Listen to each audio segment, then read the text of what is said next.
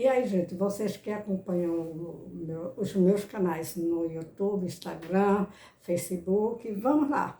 O arremate geral. Depois de estudar, analisar, assistir a vídeos, ler diversos livros sobre o cangaço lampiônico, né? Então, a conclusão que eu cheguei foi exatamente que o Virgulino suicidou-se. Porque todas as hipóteses já ocorreram, né? Já foram ditas.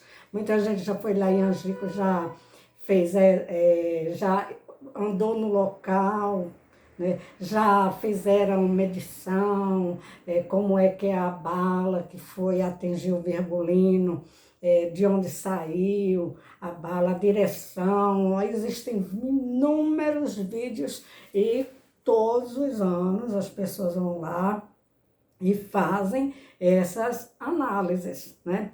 E sempre a dúvida, o grande mistério, eu sempre digo, mistério não existe, mistério é algo sagrado, divino. Existem dúvidas que as pessoas não analisaram, mas a gente pode utilizar de métodos científicos, inclusive. Por quê?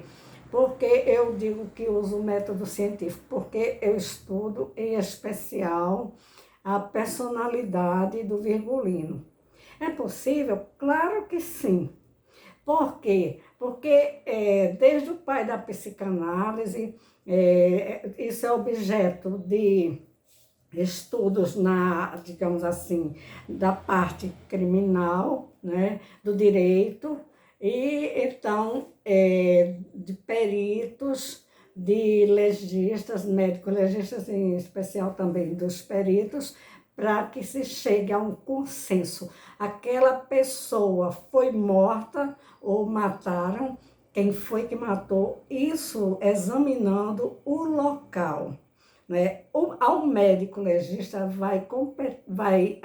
compete ele estudar a parte, né, da medicina legal e verificar aquele corpo, ou se preciso for, pedir os exames tudinho aí vem a parte pericial das pessoas que vão no local, observar todo o ambiente, né? E ver a trajetória da bala, ver se foi também foi morta através de uma pedrada, de uma facada. Existem as possibilidades de se executar uma pessoa, né? Então, o meu entendimento, depois de assistir a esses inúmeros vídeos, de ler inúmeros livros, porque tem muitos livros e muita gente na dúvida. Como é que o Virgulino morreu? Ou ele foi embora, ele sumiu. Gente, defunto, pessoa depois de morta não anda mais, né? E então,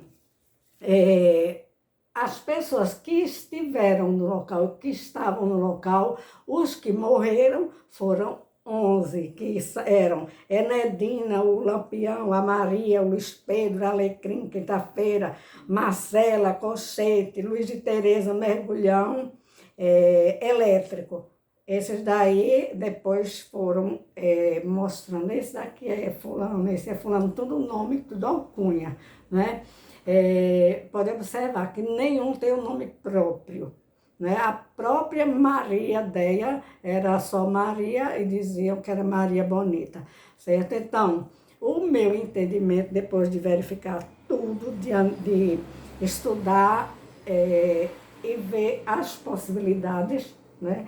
É que o próprio Virgulino, ele era psicopata.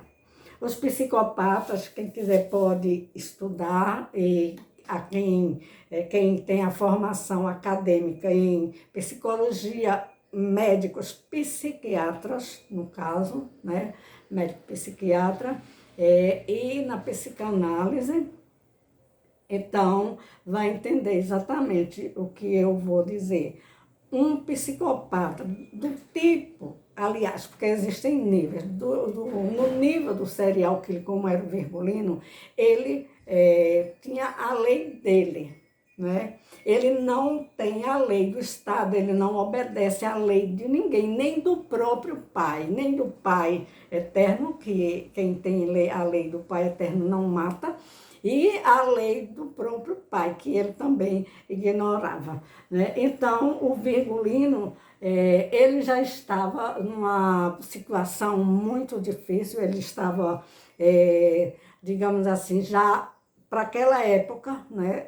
Vejamos que eu estou falando da década de 1938, quase 1940 do século passado, né?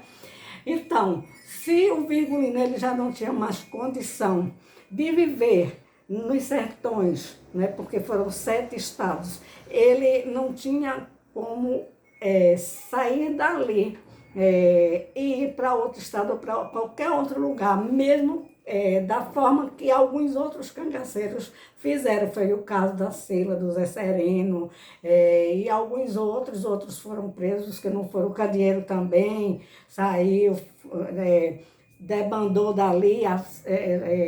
Então, mas o Virgulino, que era o principal, que era o cabeça, que era o psicopata dos mais perigosos, né?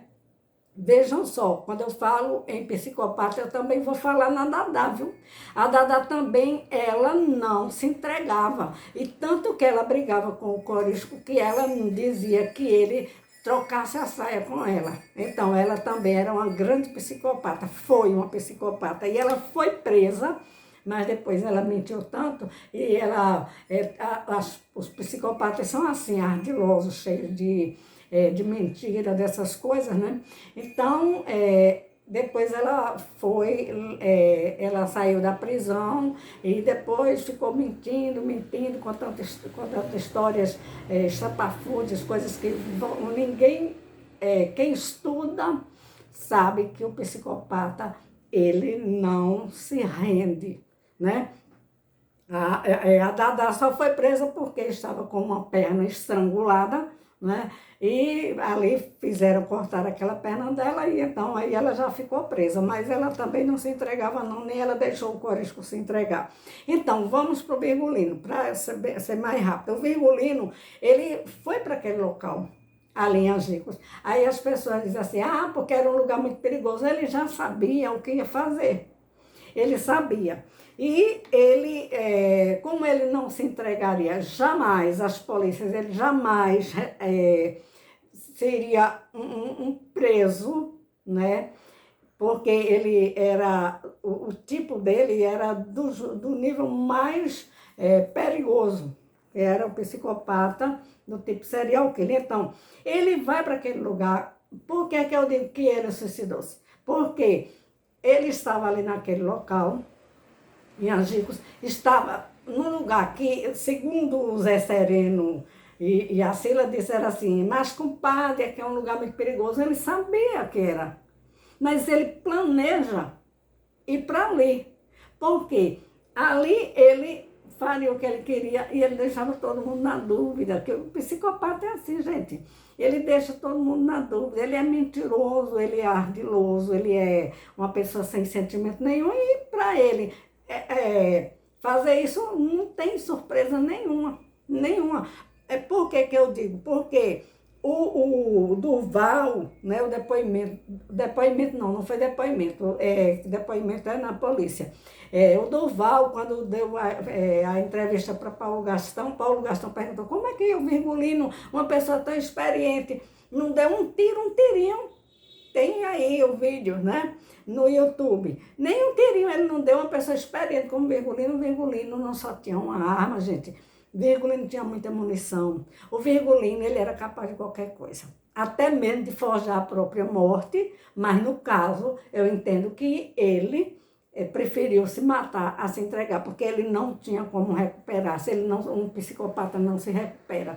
Pode prender um psicopata do tipo serial killer, conforme aconteceu aí com alguns, por exemplo, recentemente o Lázaro completou 3 anos, que o Lázaro, serial killer, né, estava preso, saiu, cometeu os crimes novamente, né? E todos os psicopatas do tipo serial killer, eles são reincidentes.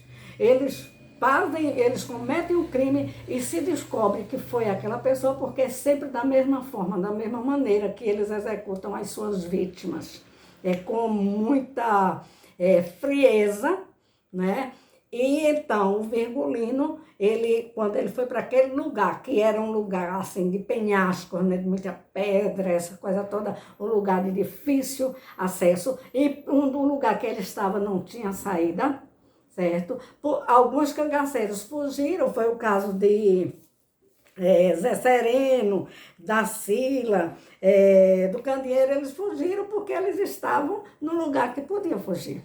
O Luiz Pedro tinha saído também. Eu até pensei, aliás, foi o Luiz Pedro, mas depois de analisar com mais critério, observando mais, o Virgulino ficou só. A Maria saiu, né? Passaram ali aquela noite até o amanhecer do dia, né? Segundo a Sila, ela e a Maria tinham conversado lá em cima de uma pedra, tinham fumado, tudinho. Aí, depois elas desceram, a Sila estava deitada ainda de manhã, ao alvorecer, né? E então, a Sila disse que o Zé Sereno conversou com ela, você não vai levantar quando houve os primeiros estampidos, tiro, né? Aí eles correram tudo apavorados, né? O Virgulino, que era o mais experiente, que era o comandante, ele não correu, né? Aí ele está ali naquela cova, aquilo era uma cova já, né? Aí ele ficou lá, ele tinha várias armas, não só tinha uma, né? Ele, inclusive, era quem dava arma para os outros cabras dele, né? Muita munição, todinho. A arma dele ficou lá no cantinho, conforme o Durval disse, o Durval Rosa disse, ficou lá a arma dele encostada numa pedra, ele não deu um tiro. O Panta de Godoy também disse a mesma coisa, né? Portanto, foram as duas pessoas que disseram isso. E, então, ele simplesmente atira na própria cabeça. Ele atira na cabeça porque, gente, ninguém dá 2 tiros na própria cabeça. Ninguém deu, não existe isso. Se alguém quisesse matar, suicidar-se, dá um tiro na cabeça, não dá o segundo, só dá o primeiro. Isso daí não existe como ninguém dizer que deu um tiro na cabeça e deu outro tiro na cabeça, a própria pessoa. Não existe isso, certo? Então, ele atirou na própria cabeça, caiu, ficou lá tremendo em cima da pedra, e o Panta de Godoy, quando chegou, já encontrou ele às vascas, né? Se debatendo, se pichando para morrer, né? Aí o Panta de Godoy deu o tiro de misericórdia, que era o que ele queria.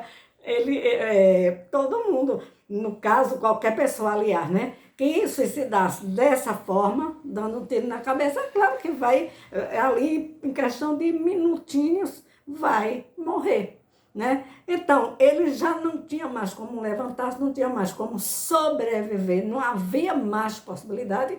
O Panta de Godoy deu o segundo tiro. Então, no meu entendimento, para mim, esse caso não tem mais nem o que discutir. O Lampião suicidou-se para não se entregar às polícias. Eu duvido que Lampião se entregasse às polícias. Um cara que vivia há mais de 30 anos no cangaço, não é? O rei do cangaço. Como é que ele ia se entregar às polícias? Duvido, eu desafio. E também eu desafio que ele se recuperou e que ele saiu dali. Porque se ele tivesse saído, gente, vamos imaginar. Se ele tivesse saído, a Maria teria acompanhado ele. E como é que depois disseram que a Maria também foi morta? Não é? Ela foi buscar uma bacinha d'água de queijo do reino com água e o Lampião fugiu. Aí depois as pessoas dizem, ele fugiu com a Maria e foi para Minas Gerais e teve uma família, constituiu uma família. Gente, ele estava só. A Maria foi morta mais para frente, já perto do Criança, que era o outro cangaceiro, né? Certo? Então, como é que o Virgulino ia chamar a Maria? Ia pegar no braço, vamos Maria, vamos para Minas Gerais, vamos para Goiás. Gente, vamos imaginar, não é? Não, digamos assim, é o meu entendimento, certo? Ninguém me convence do contrário.